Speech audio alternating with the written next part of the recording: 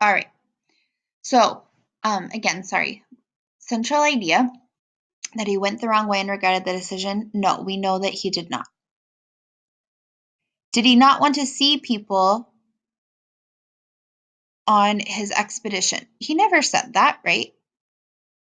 He wrote to his brother about the route he took. He did not say that. He found many different types of plants on his trip. Well, we said he kind of lists all of that out, right?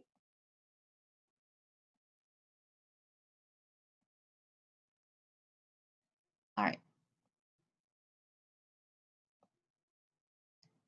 What is the best summary for this paragraph?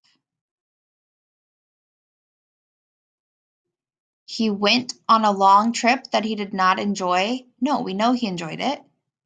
He wanted to protect the redwood trees. He did not say anything about that in this particular section. He learned about plants from his university. He did not say that. He went on a trip to study the plants of the region. He specifically points out where he's at, right? Around the Great Lakes, near Portage. And he's talking about all of the different plants that he encountered. So that, to me, that's the one that makes the most sense, right?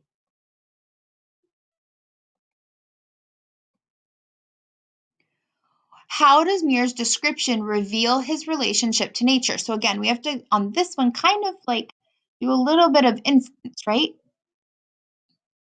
His relationship to nature. He thinks it's expensive to spend time. No. He uses words like rejoicing, glorying, and reveling to show how free he feels in nature. Ooh, I like that one. But let's keep looking. He uses words like lonely and innumerable to show he does not enjoy spending time. I don't think any of us could have gotten the idea that he did not enjoy. And then he lists plant and tree species, just showing that he spends his time working and thinks nature is boring. Well, he used words like, again, glorious, rejoicing, wealth, strength, beauty. I don't know that he thinks that nature is boring, right? To me, the only one that makes sense is our second one.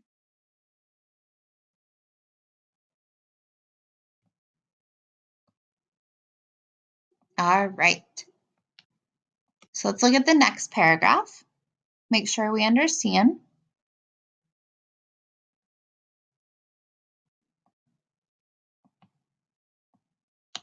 Let's go. Why won't it go? This is like always so tricky with these. All right. True or false, Muir's journey through the swamp was easy. I don't know, because he says like that it became more and more difficult, right? And that things were extensive. Like the swamps became more and more extensive. He says that there was quite a bit of wet ground. So I don't think that it was super easy, like at least the way that they're describing it later on.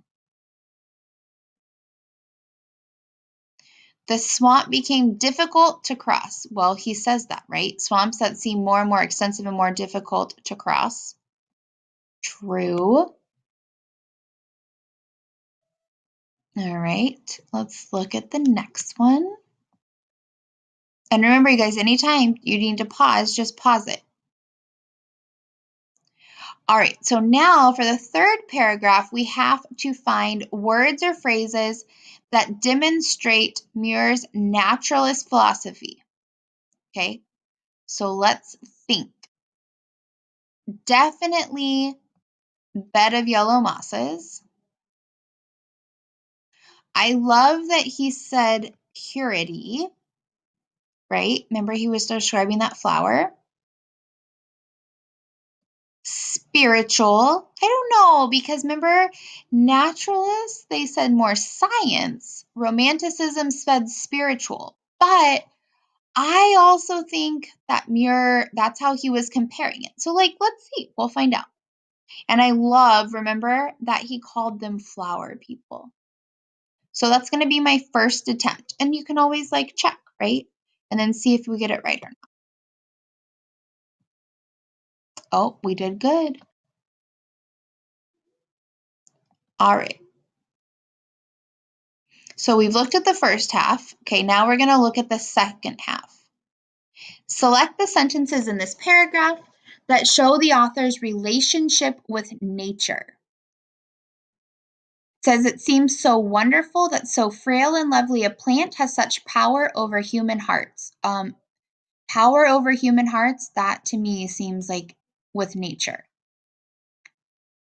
It says, this Calypso meeting happened some 45 years ago, and it was more memorable and impressive than any of my meetings with human beings. That to me is important because I think that shows that he prefers plants over humans in some respects, right?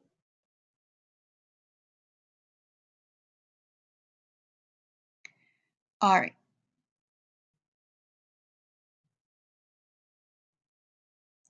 Okay, so you're going to do the last couple on your own.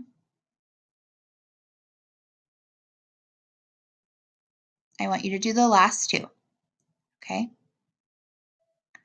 Now you're going to look back at the essay, all right, with a graphic organizer. So you can, right there, print a copy of the story if you need to, okay, if that helps you. And then this is the graphic organizer that you're going to fill out, okay? I think what I am going to do, because I know that it's quite a bit, all right, you have to make notes in any of, for each of the paragraphs. You need to talk specifically about where he's finding phrases that describe nature, words that show his relationship with nature. So again, in the first paragraph, rejoicing, reveling, glorying. And then how does the paragraph illustrate naturalism? Remember, naturalism as a philosophy, okay? You're going to do that for each of these paragraphs. Okay, so again, find words where Muir is describing nature in the paragraph. Then how do these words show his relationship with nature? And then how does the paragraph illustrate naturalism? All right. That's what you're going to do for the assignment. I am going to actually, tomorrow we're still going to move into 6.2b. We'll go over it with the quiz. And then I'm going to move on a little bit in advance, but I'm going to move the due date of 6.2 to tomorrow so that you have a little bit more time to work on this.